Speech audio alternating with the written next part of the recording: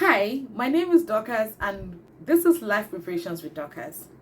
Now, we have been talking about the Prayerthon that took place on the 1st of February 2025.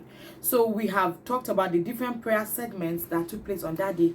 So, if you have not seen the replay, please go ahead and see. God has stuff specially deposited for you and He wants you to watch it and be blessed. Pray it like your life depends on it. You remember what the Bible says, that the word of God is our life. I want you to know that the word of God is your life, and we are going to be talking about the word of God and prayers and all of that. You need to go back and watch the other videos about the vision, the mission, and why God has asked us to do all of this, because there are so many pharaohs all over the place. So many people want to collect our children from us. But remember, a heritage should not be something somebody should drag with you. Your children are God's heritage. So an heritage is passed on from one generation to the other. Do all you can. Do all that is within your power to make sure that you do not embarrass God. That at the end of the day, God will smile because He gave you godly seeds, which He has always desired, and you have taken care of the seeds that God has given to you. Now, this particular one, we prayed about raising altars. Now, for people who do not take time to study their families, I want us to briefly talk about a particular family and the pattern that was built, so that you can now look critically into the family you're coming from, so you know how to pray for your children and how to guide them to pray for themselves. So, there's a story in the Bible about Esau and Jacob. Yes, even though Jacob was the younger one, but you know what? The mother literally worked, in collaboration with the son to take the birthright of Esau. Remember, Esau is the first and Jacob is the younger one. But you would think that, the mother would say, hey, my first son. You know how parents can be proud of their first son.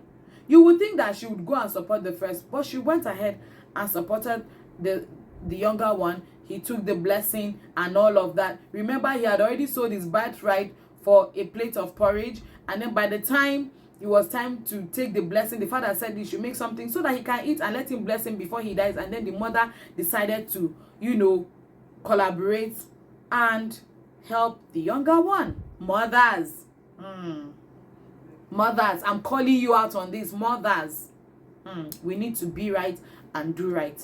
So that was already one. Now, this Jacob had 12 children, and he still did what had happened in his family. What happened? He was blessing all of his children and all of that. He had 12 children. And he started with Reuben. I think Reuben is the first. And he told him, after praising him, he said so many nice things. This is found in the book of Genesis. I don't remember the chapter now, but maybe I'll get it and drop it. But you know what? He told Reuben, after saying all those nice things, he said, you will be as unstable as water. I would expect that a fantastic blessing should have come out of it. But no, he was still deprived, just the same way somebody else was deprived. Now, that is already a pattern. Now, listen and go back to your own family. What are the patterns? Let's bring it down to Nigeria. There are some families that they never have a graduate.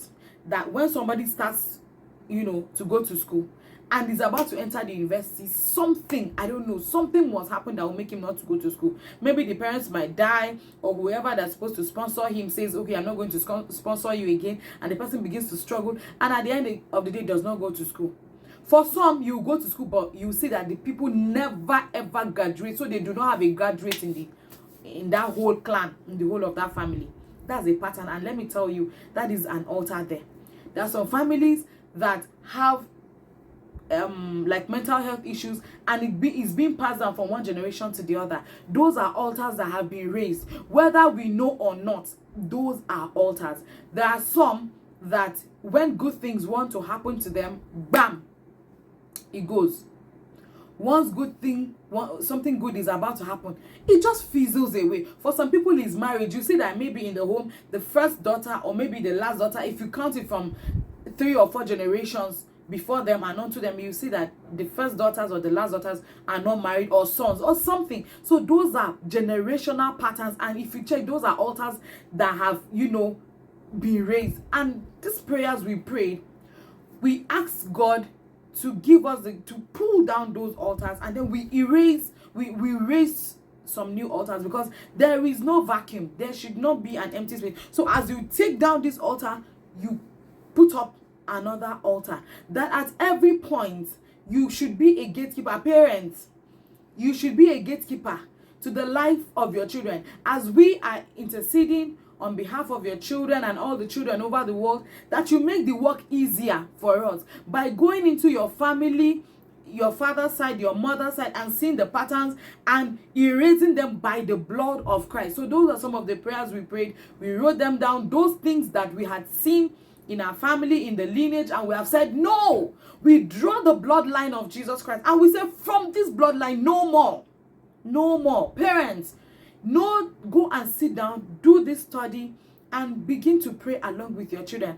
Draw the bloodline of Jesus and say, by the blood of Jesus Christ that was shed upon the cross of Calvary, XYZ that has happened from time immemorial, whatever has been servicing the altar, whoever is the servant on that altar, let the fire of God consume that altar. And then you begin to raise another altar and ask the Holy Spirit to come and be the supervising spirit over that altar. Let him be the man over the altar. Let him be the fourth man in the fire for you. Let the blood of Jesus always speak for you. Let that altar that you have raised begin to speak, and then you begin to service that altar with the word of God. You service that altar by living a life that brings glory to God. You service that altar by knowledge. The Bible says that his people, the people perish because they do not have knowledge. See, you are going to seek for knowledge.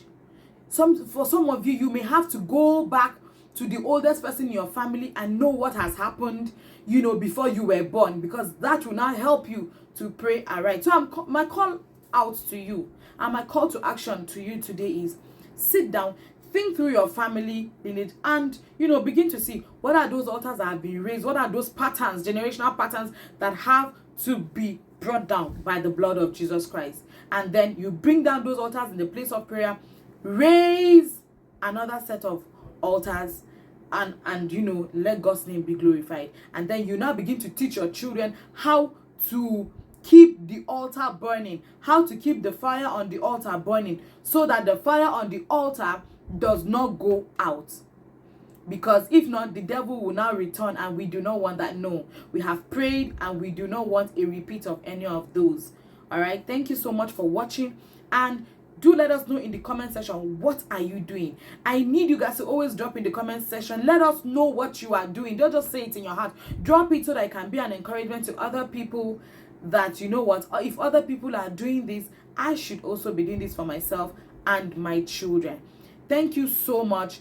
Do have a fantastic day, and don't forget, if you have not subscribed, subscribe, like, and share this with your friends and family.